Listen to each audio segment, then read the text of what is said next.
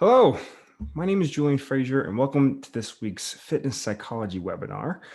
This week, we'll be talking about stress management and how it is an essential part to actualizing any goal that you have in mind. And so this is actually going to be part one of a two-part series talking about stress management and why it's such an important part of our ability to self-actualize, whatever that means for you. What's interesting is that this topic of stress management probably applies to the most number of people. And that's why I wanted to give it a kind of a two-part series, one this week and one next week, to be able to flush this out. So we'll go over some of the basic and then start talking about some of the intermediate stuff today, and then go over some of the intermediate and more advanced stuff next time. But if you remember anything from this conversation, it's that no matter what goal you have, your ability to reach that goal is likely dependent on your ability to manage the stress between where you are and where you want to be. And sometimes stress management means something a little different than what we had thought. So let's dive right in. Actualizing your goals through stress management. And so I wanted to give the equation right away. And it's three parts to any actualization process. It's by having a realistic goal, and that can be almost anything. And so I urge you to imagine, certain goals or things that you're striving towards currently as we go through this conversation might help to generate some inspiration as to what you could do or accomplish. There's what we're talking about today, which is going to be the process of stress management, and time, which is, can it be sustainable? Can it be a persistent effort? Can you maintain prolonged focus on whatever it is that you're striving towards? Can you have some consistency, a routine? And so that might be a topic for a completely different webinar, because today we're going to be talking about stress management in particular. But if you just wanted the equation right out of the gate, there it is.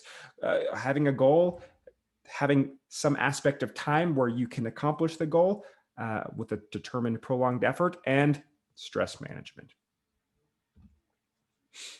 And so the most basic is, what is stress?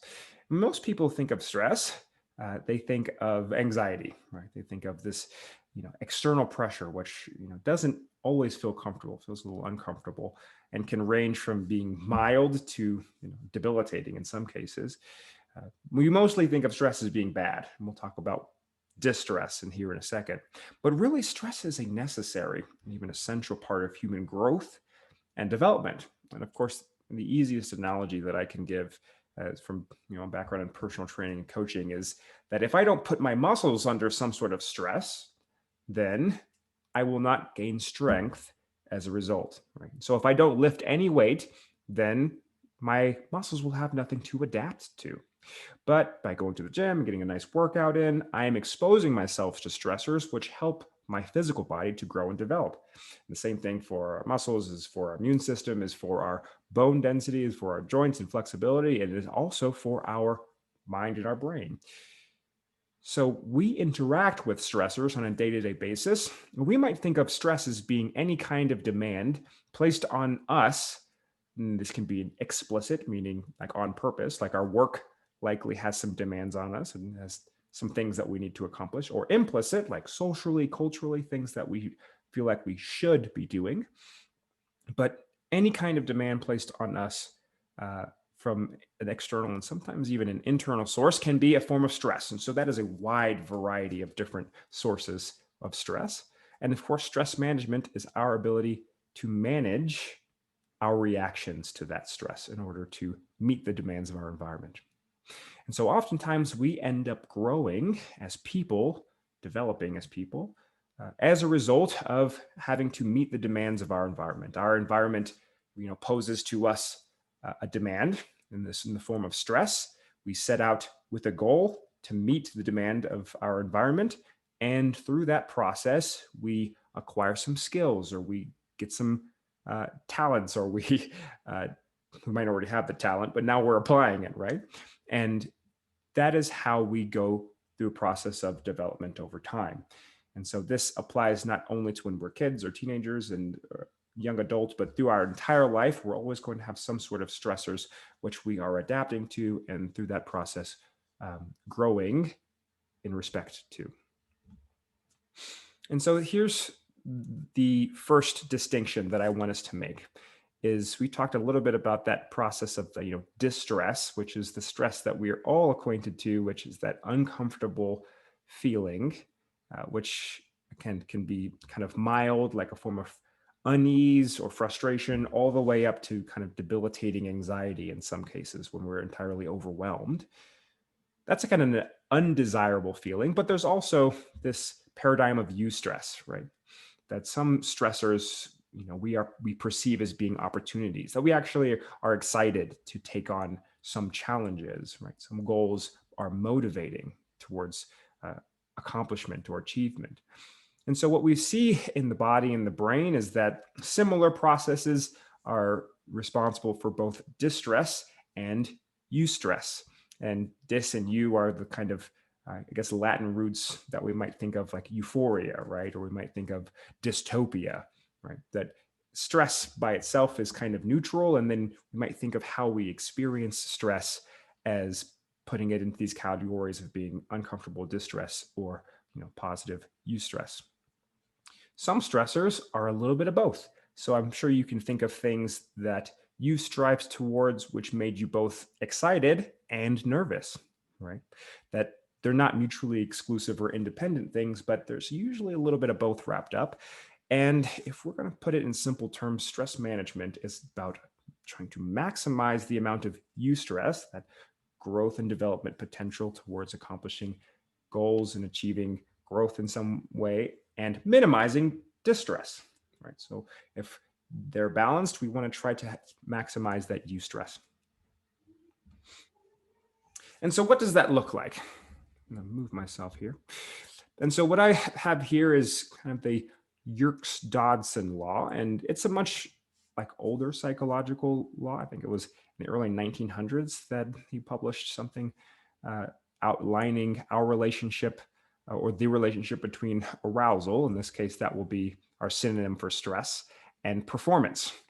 And so it's a U-shaped curve where as our arousal or the stress that we experience increases, our performance changes from being relatively low to optimal, kind of the highest peak, and then slowly slopes back off.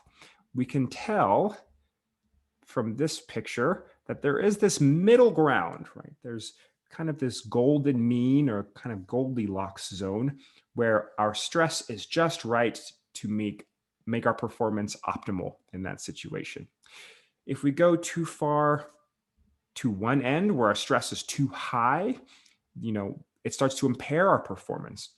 We start to get, shaky, jittery, anxiety, restless, right? Starts to impact our sleep, starts to impact our efficacy, our feelings of confidence, those sorts of things. And so our performance slopes off when we go to the right of the U curve. And when we go to the left, when our stress is too low, it actually impacts our performance as well because we're not awake, we're fatigued, we're kind of sleepy, I think malaise, bored, right? So when something is way too easy for us, we might not even have the motivation to go out of our way to do the thing. I think of so many times that I myself procrastinate on things because something is on my to-do list, but really it will only take 5 minutes to do and it's not that big of a deal. And so my stress is really low to the point where I'm not even motivated to do it until maybe last second. So I'll procrastinate until the time constraint. It's like, okay, this takes 5 minutes to do, but I only have 10 minutes left. Now my stress is a little bit higher. I'm more motivated to actually complete it. Well, most people think of procrastination as being a problem. In some cases, it's the solution to not having enough stress to actually take care of errands, which are otherwise very easy, right? And so that's a kind of a form of stress management. But what we can take from the Yerkes-Dodson law and this U-shaped curve is that distress is something that exists on either side of kind of a golden mean or a middle ground, right?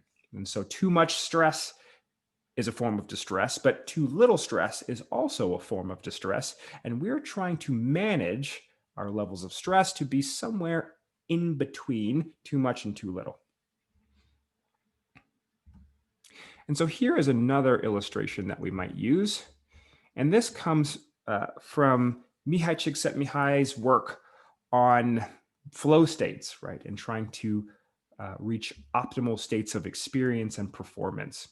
And he came up with this idea, this theory of, a challenge skill balance as well. And so we can start thinking about how our competence and efficacy adds to this equation of stress management. And he kind of proposed a very similar idea to what we saw in the Yerkes-Dodson law, is that if the challenge is relatively low and our skill level is relatively low, then it's likely that it's something that we don't care about, right? My skill in math is fairly low. Like, as a psychologist, you likely wouldn't want me doing too much of your math or accounting. And also, I probably don't have to do more than basic math on a day-to-day basis. So I'm pretty apathetic about that. But what happens is sometimes we're faced with higher challenge situations in life where we have lower efficacy, and that leads to worry and anxiety, right? That's the right side of that Yerkes-Dodson law, U curve. What he proposed is that we want to be in that state where we are in relatively high levels of skill and competence, and also the challenge level is about moderate to high, right? Where we both feel very competent and have a sense of self-efficacy about what we're doing, but also the situation is activating enough that it wakes us up, right? So we might actually be pretty bored if we're really good at something, and doing it requires very little effort, right? Not activating enough. So we're seeing again that balance where if our skill level is like much higher than the challenge of a certain situation, then we might be bored. We might not be awake. We might actually find it kind of depressing or a waste of our time. While on the opposite side of that spectrum, if our skill level is kind of low to moderate, but the challenge is really high, then we might be overwhelmed and we might be anxious. And so there's this Goldilocks zone somewhere in the middle. And Csikszentmihalyi had imagined that the flow state, or optimal performance, rests at this crux where our efficacy, our competence is really high, and also we're doing something that's really challenging. So we're entirely engaged in that thing. It has all of our attention, and we're interacting with it. And that's where he proposed that the flow state was. But again, the idea is that stress management is about moderating these factors to try to find a balance between the stressful situation and our ability to handle it.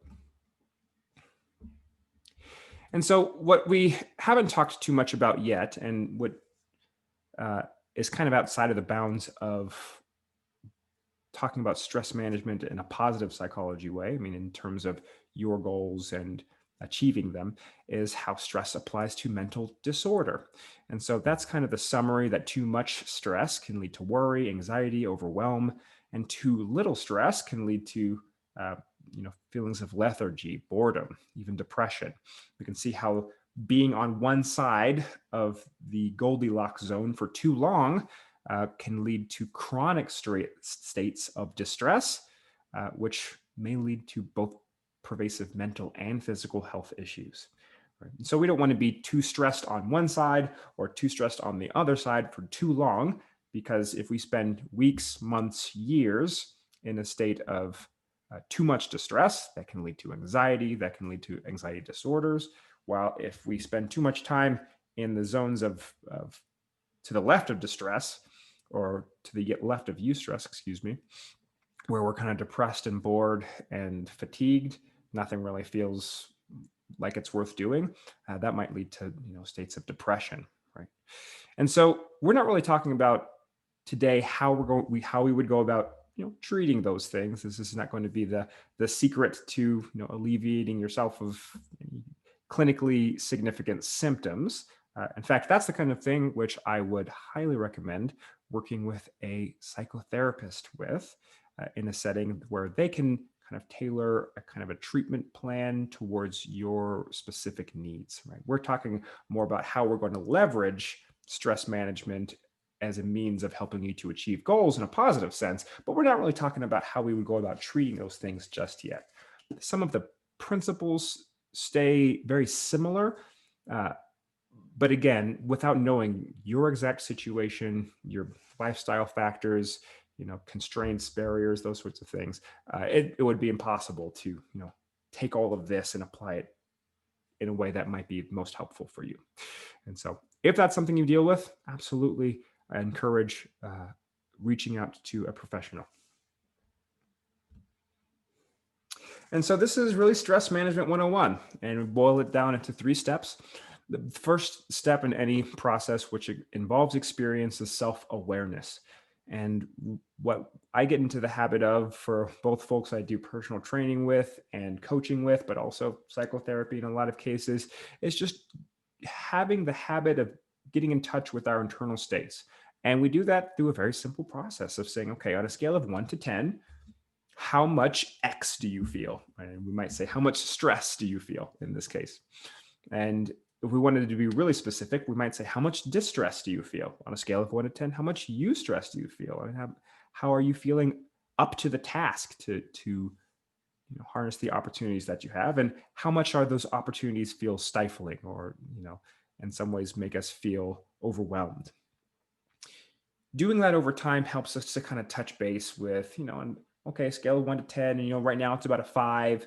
And then I can say, is 5 too much given the difficulty of the situation, given the time parameters that I have? Do I need to raise that a little bit? Maybe I would do better if I was at like a 6 or a 7, or maybe I would do better if it was like a 4 or 3. It'd be more sustainable, right?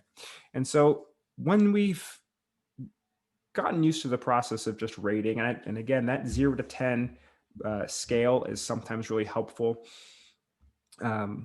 What I encourage is that folks, think of 5 being an average amount of stress, and then, above the 5 is more stress, and below a 5 is less stress, because we're never in a state of, complete relaxation or bliss unless we're, meditating or in a float tank or something and really going out of our way to do that. But our day-to-day life is usually at least a little bit demanding.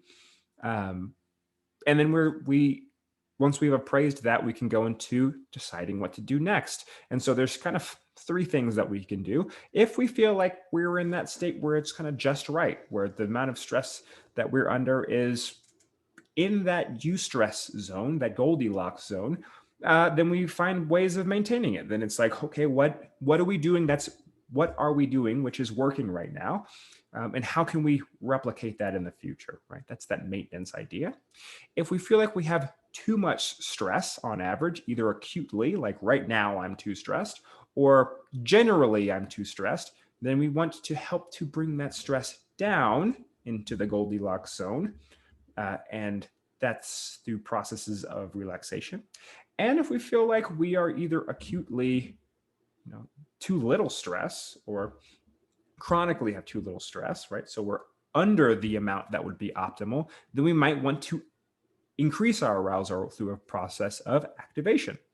And so once we've decided which direction we want to go, then we would ideally be able to condition our environment accordingly, right? So again, stress is a result of environmental demands. And if we can also manage our environment a little bit, then we might be able to make the demands appropriate to be just in that eustress zone, right? And so that can look something as simple as, well, I know for myself that whenever I need to get work done at home, one thing that's always pulling my attention in different directions is video games. I know that I have a video game not too far away in a completely different room. And so at any time, if I had some time off, I could probably, play a game, and that's kind of fun and distracting, but it's not necessarily helping me meet the demands of my environment, right? And so I can condition my environment by just making sure that that's not in a place that's accessible. I might even leave my home and go to a coffee shop if that's available, or a different place, just so that that's not something which is pulling from my attention, right? Conditioning my environment accordingly, make it easier to do the work in the future. And so we're going to talk about the two ways that we can decrease and increase our stress, what we can do. The first is relaxation. Right? And so for a lot of folks who experience stress, they tend to experience it as having too much stress. That can lead to, feelings of fear, irritability, anxiety, self-consciousness, right? All of these things which can impair our performance whenever we need to act right now or whenever we need to have some consistency in what we're doing over time. And so, of course, the first thing we can do is to decrease, the environmental demand or, the challenge level. We can, if it's too challenging, we can decrease the challenge a little bit. It's one thing that's going to help to take the edge off. And so sometimes we talk about managing our to-do lists. And if we just look at the to-do list, we can see that it is 12 things long, and maybe that seems overwhelming. We can say, okay, which of those 12 things do you feel like you need to get done today, and which of those 12 things can wait a week, and which of those 12 things can wait a month? And then once we've prioritized them a little bit, it might be that only 3 of the things on the list actually need to get done today. And then we can prioritize those 3 things, and it's kind of consolidates it down to make it a little bit more easier to handle. Decreases the load that we have to bear for that day, as opposed to looking at all 12 of the things and feeling like anytime that we sit down to be productive, we have to do all of them. Well, if we boil that 12 down to just the 3 essential ones, that might be much more manageable. It might be that at times an environmental demand is given to us by other people, by our boss, our manager, by our spouse, partner, friends, our culture, right? Our society, family, especially. And we might have to say, hey, I know that you have a lot of things that you need or want of me, and right now that's really stressful. And I wonder if we can move that down a little bit. Like maybe I can do a little bit less today because I've got a lot on my plate, right? So communication skills definitely comes into being able to decrease the environmental demand whenever we feel like we're too stressed. If we've done all that we can to condition our environment, then we can do some techniques, skills interventions, which might be able to decrease the amount of stress that we're feeling in the moment. And so mindfulness, and that kind of goes in with that idea of zooming in, right? Present-centered focus is one thing which we can do to help orient ourselves around our stress. Is when we're stressed, we tend to zoom out, right? We tend to look at the big picture. I'm not just thinking about what I needed to do today, but I'm thinking about how that applies to what I need to do next week, and how that is important for my whole career, and how that whole career sets up my whole life, right? And so if I think that one small task is somehow spinning me off to the trajectory of my whole life, it might be overwhelming. And zooming in helps me say, okay, how do I stay present focused? How do I stop future casting, zooming out, and say, okay, how is this meaningful right now? How do I just focus on doing this alone?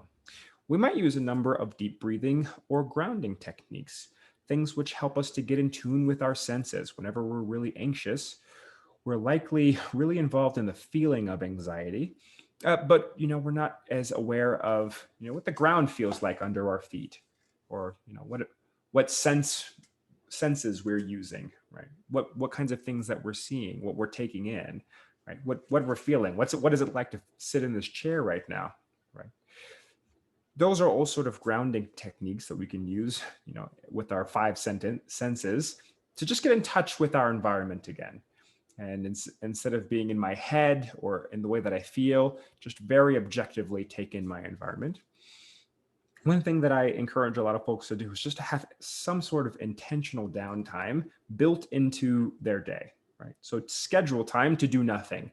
And a lot of people wind down in a lot of different ways, right? So that might not be that you're just sitting on a couch watching Netflix, but maybe you're reading, maybe you're doing something that you want to do. Maybe you are taking place in a recreational sport. For a lot of people, their time at the gym is their downtime, because it's away from work, it's away from a lot of the responsibilities, right? Even though they're still exercising and putting in effort, for them that is also a form of downtime that is intentionally built into their lives. And so we can think of a number of different relaxation techniques, and we will likely do an entire webinar just on relaxation techniques.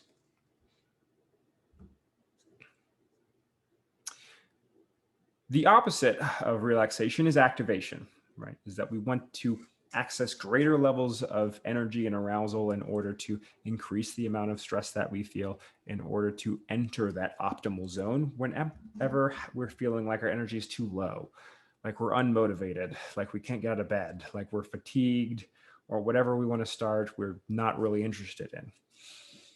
And so again, we can use that same idea of increasing environmental demand or challenge in order to activate ourselves a little bit more. And there's a lot of ways that we could do this. It almost feels counterintuitive when we're thinking of, again, stress management, because so much of stress management is bent on relaxation and like making things easier.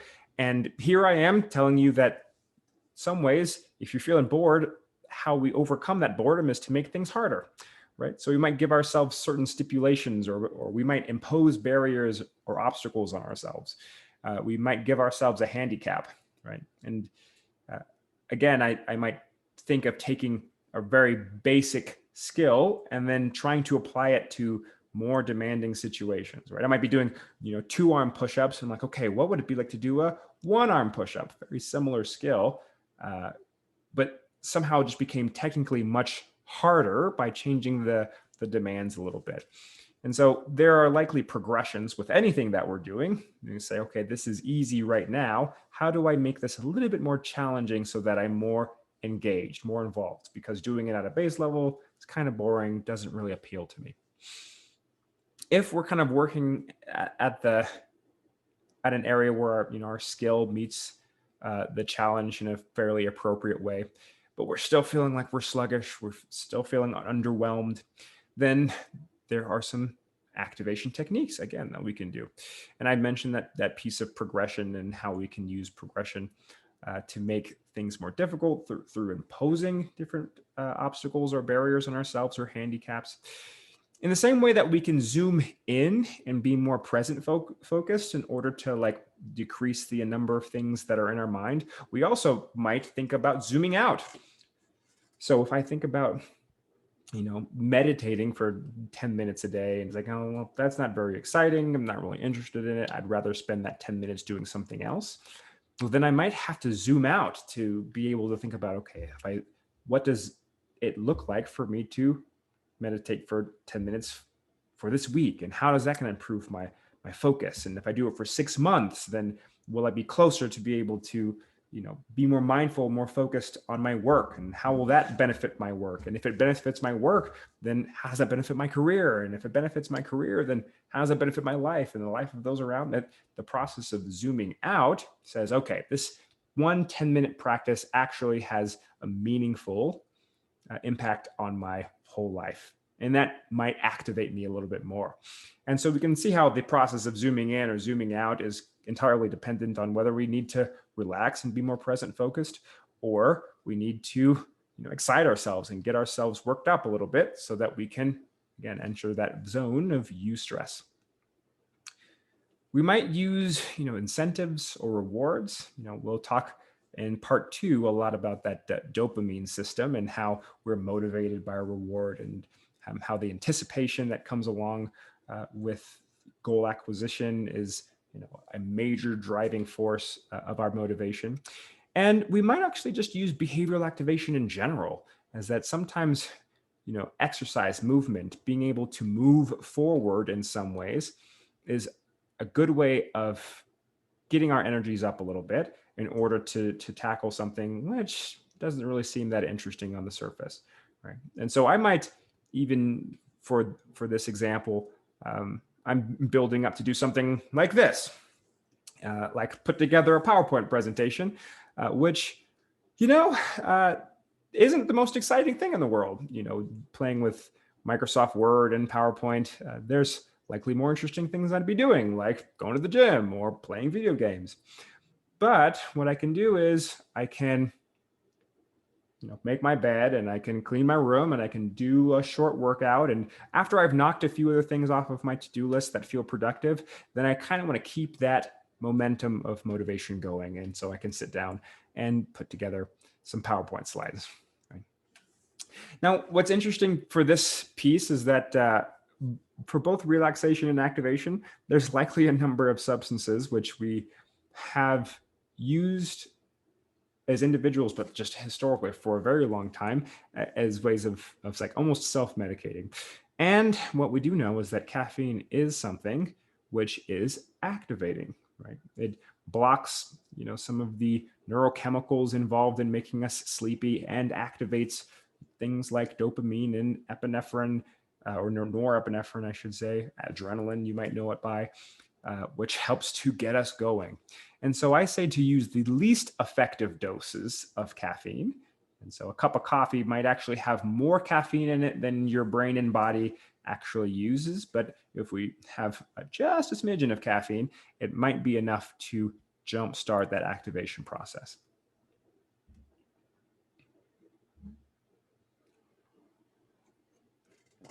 And so that's kind of the stress management 101, is recognizing where we are on that curve, maybe on a scale of 1 to 10, being able to identify, are we currently having enough stress? Are we having too much stress? Or are we, under stressed? And then using a technique like a relaxation technique to bring our stress down, a activation technique to bring our stress up, or finding ways of maintaining it if we're already in that Goldilocks zone. Stress Management 102 takes this process and adds a little bit more complexity. This is where we start getting into some of those intermediate ideas, that stress management isn't static, that what you come up with right now is likely going to be different than tomorrow and different from a week from now. And it might actually be different throughout the course of the day. And so your stress levels likely change naturally over the course of the day as your energy and arousal levels wax and wane. So they change over the course of the day. For example, if I have a really heavy lunch, I will likely feel pretty sleepy around 2 p.m., 3 p.m. in the middle of the day.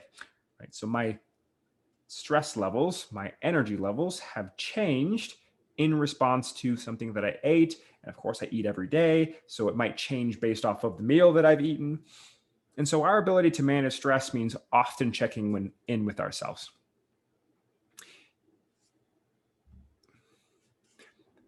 And so we come back to that Yerkes-Dodson law if we wanted to make this a little bit more challenging and look at what it looks like for what to overlap kind of, that challenge skill graph that we looked at before and the Yerkes-Dodson law graph. If we kind of combined them, this is what we might look at.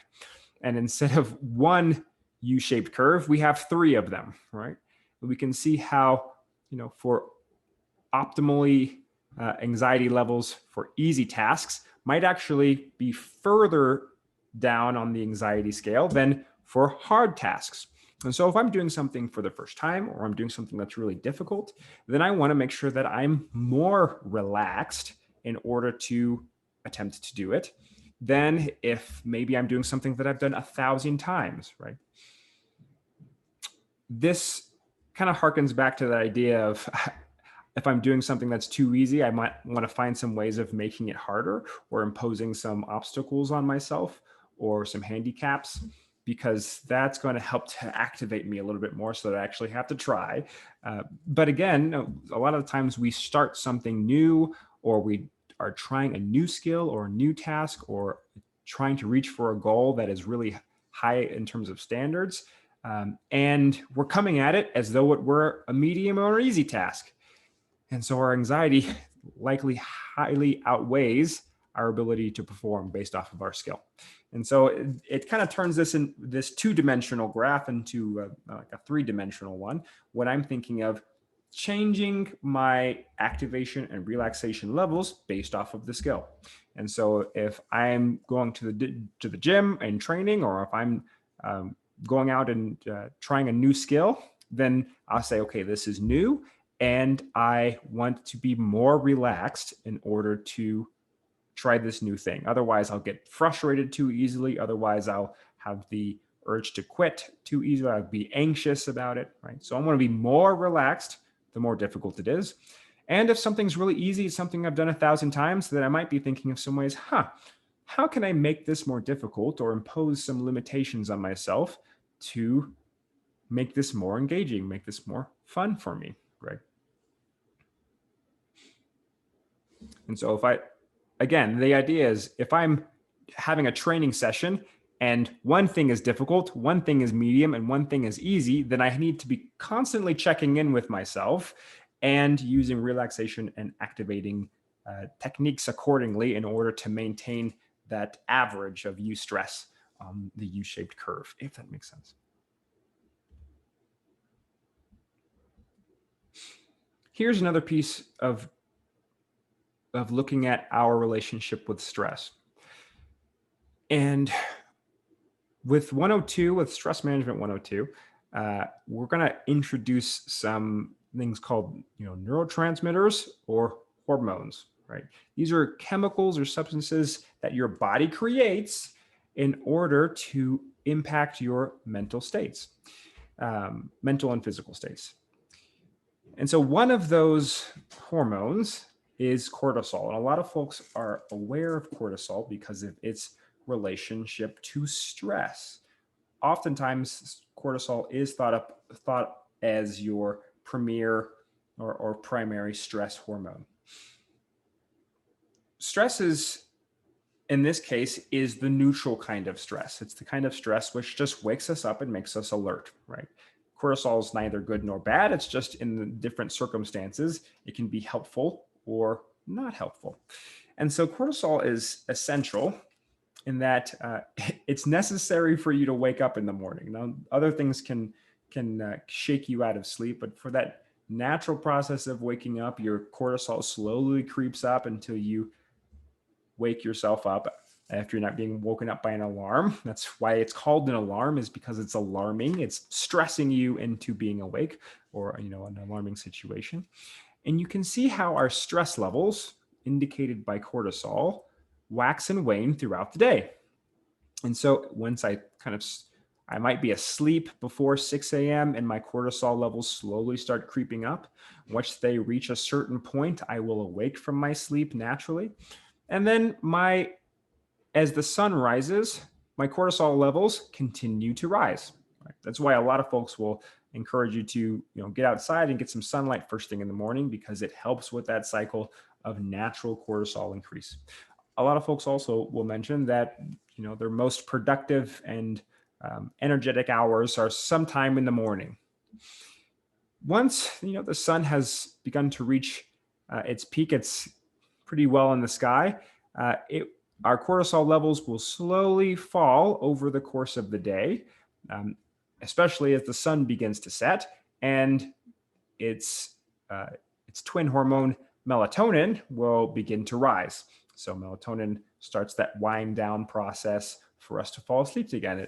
And cortisol and melatonin work together to kind of create our sleep-wake cycle, which is something that all of us experience. And so we might know that cortisol is highest for most people in the morning and then slowly tapers off. This is important to know because if I'm doing things in the afternoon, if it's getting late in the evening and I'm doing things that are really activating, then I'm increasing my cortisol levels as a result in a time when it should be tapering off, right? And so I'm actually going against my body's natural cycles. And that might lead to something, for example, of like having difficulty falling asleep. Some folks have a workout at 6 p.m., 8 p.m., and that's the thing that tires them out. Like they used all the extra energy they had during the day and they can go home and they can fall asleep on a dime. For others, going to the gym and working out is actually so activating and increases cortisol that they're not able to go to sleep. For a lot of folks who experience chronic stress or anxiety, they might find that they are unable to fall asleep during the evening hours or wake up multiple times at night. That's because that cortisol level is is so high that it keeps waking us up throughout the night, right? And so we want to think that while cortisol is helpful, is activating, while being in a state of eustress seems to be very productive, it's actually helpful for us to have some downtime or some time to wind down each day in order to follow this natural cycle of cortisol and melatonin, of our sleep wake cycle, or you might know it as your circadian rhythm. Uh,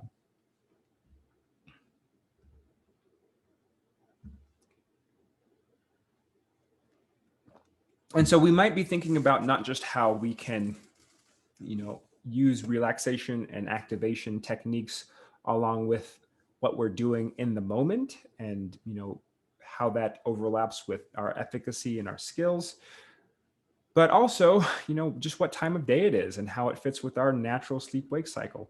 Some folks uh, like to sleep in and wake up. Their sleep wake cycle doesn't really start until 9 a.m. is when they kind of begin to slowly stir out of sleep, and by 10 a.m. is when they're up, and they have a little bit of a cycle where they fall asleep a little bit later based off of your work or other environmental demands. They've done some studies on folks whose sleep-wake cycle almost seems flip-flopped because they have to work at night. And so they sleep during the day, and that has very interesting consequences for those individuals. But knowing that there's kind of an ebb and flow, that we can't just be in eustress all the time and productive all the time, but that we might actually want to work with our body's natural stress responses.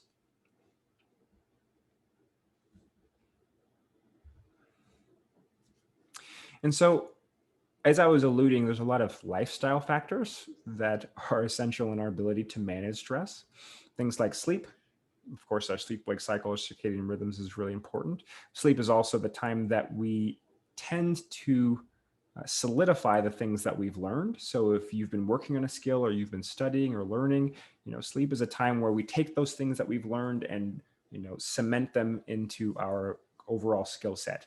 If we're crash studying or we're training really hard and our sleep isn't great, then it's going to take us longer to learn the same things.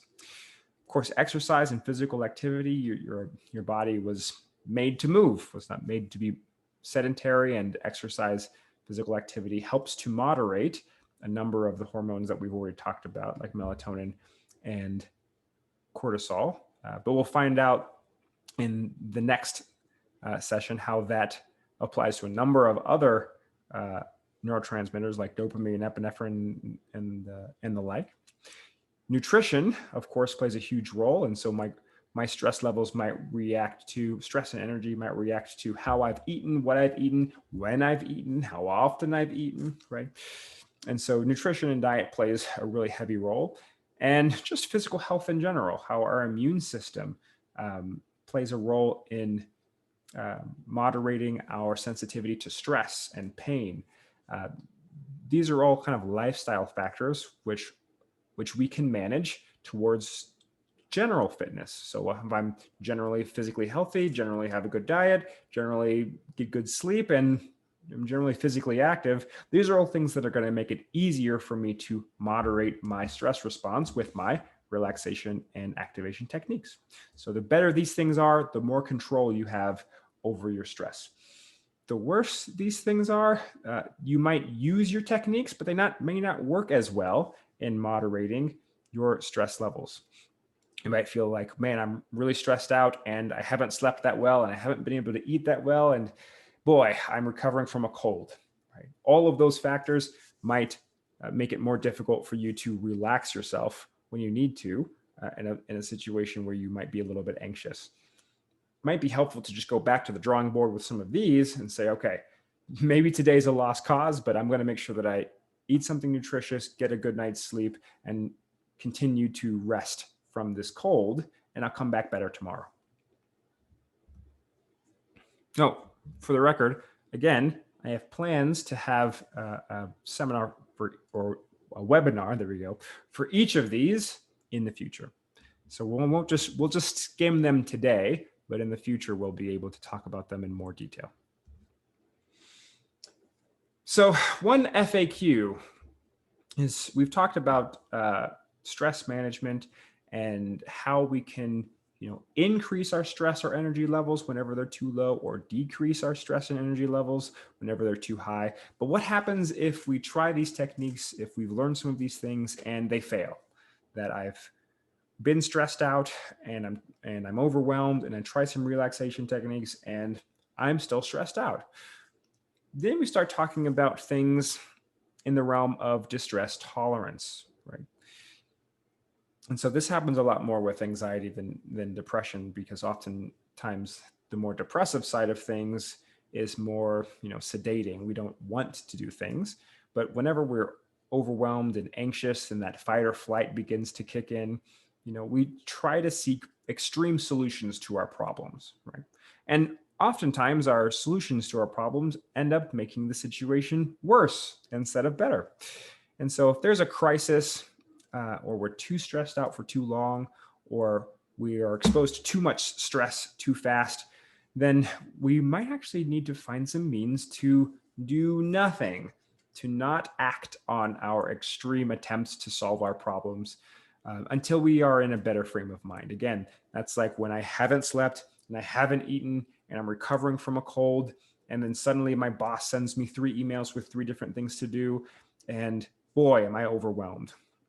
It might be that I have to not do anything for long enough that I can relax myself, get some food in my system, get some sleep, and then tomorrow I can get to those emails.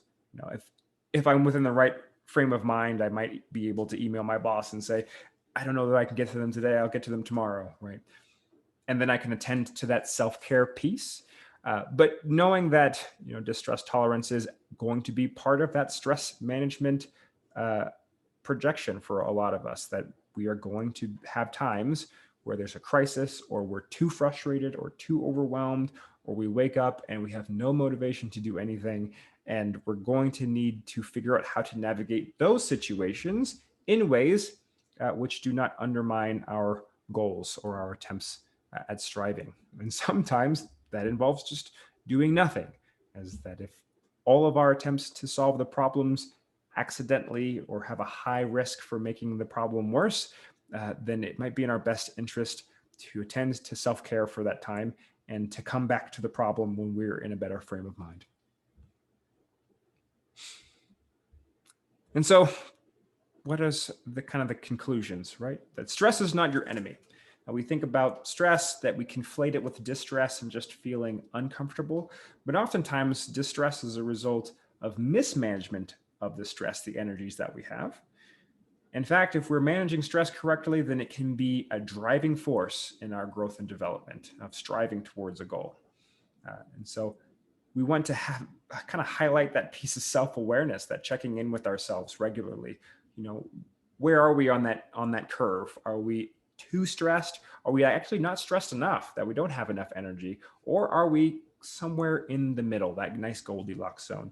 And how do we respond with some, activation if we're not energetic enough, relaxation if we're too jittery, or maintenance, if what we're doing is working?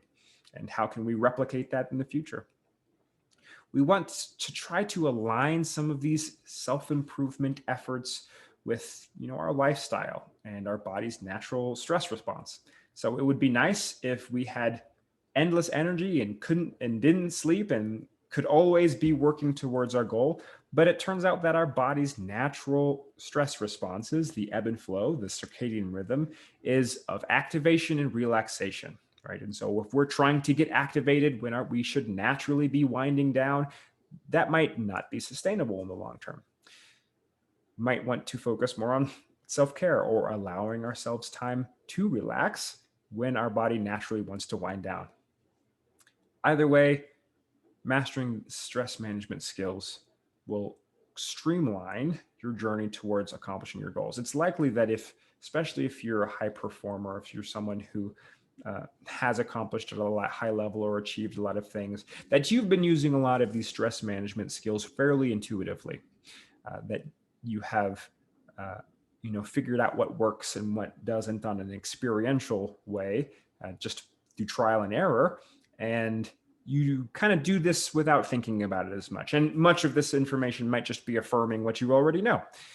For a lot of us, we might be less aware of what we're doing to try to manage our stress and our relationship to stress. And so hopefully this can help to reframe the way that we think about stress in our lives, how it is a necessary part of our growth and development and striving towards any of our goals. So what's next? Part 2. We'll go into the stress management 103, which is kind of some intermediate and advanced level stuff. We introduced cortisol today, but we're going to talk about some of its friends, norepinephrine, adrenaline, which you might know it as. We're going to talk about dopamine. We're going to talk about all of this neurochemistry, because we're going to see by studying neurology, like our brain, and biology or biochemistry, like all of the things happening in the background, that the stress system, as we've talked about it, almost perfectly mimics the way that our brain works. Right. And so if we can work with our brain, then we can really gain some mastery over some of these skills. We might talk about some appropriate goal setting, which we haven't talked about today, but is a part of that first equation, alongside of that aspect of time, consistency, determination, persistent effort, prolonged focus. And we might actually be able to identify some mind-body practices that we can use to influence our mental and emotional state. So we talked about relaxation, activation, but how do we use our attitudes and beliefs, our thought processes to facilitate relaxation and activation in a way that is less active, that we kind of have a hands-off approach, that as soon as we feel ourselves getting too stressed out, we almost automatically begin to reorient ourselves. Or whenever we feel ourselves wilting and losing energy, that we almost immediately reframe some of our goals to motivate ourselves again. Right? These are some things that it's actually completely possible to learn, and some of the most interesting science has come out of the process of visualization in sports psychology, but in other areas like cognitive behavioral therapy, a bunch of big words and acronyms that may not mean anything to us. But there's a lot of study on how the way that we think influences our ability to manage our stress. And if we change some of our underlying attitudes and beliefs, that we might be able to manage our stress better, indefinitely even. So that's going to be what we're going to talk about next time in part 2. Hopefully part 1 was helpful, helped us to reframe some ideas around our relationship with stress. And I hope that it helps to help you reach your goals faster than you would have if you weren't thinking about stress in these ways. So I appreciate the support of folks who have watched and listened to some of this in the past, who have looked at first and second presentations that I posted. Again, this is going to be a weekly thing. Feel free to leave a like and subscribe and all of those sorts of things, which I've heard that YouTubers are supposed to ask people to do. I think it helps. I think it helps in terms of algorithms or something like that. But even if you didn't, just the fact that you stuck around and watched my little outro as well is helpful. So I will see you next week in part 2, where we'll kind of go into a lot of the more deeper concepts with stress management. And I hope that this is helpful. Thank you.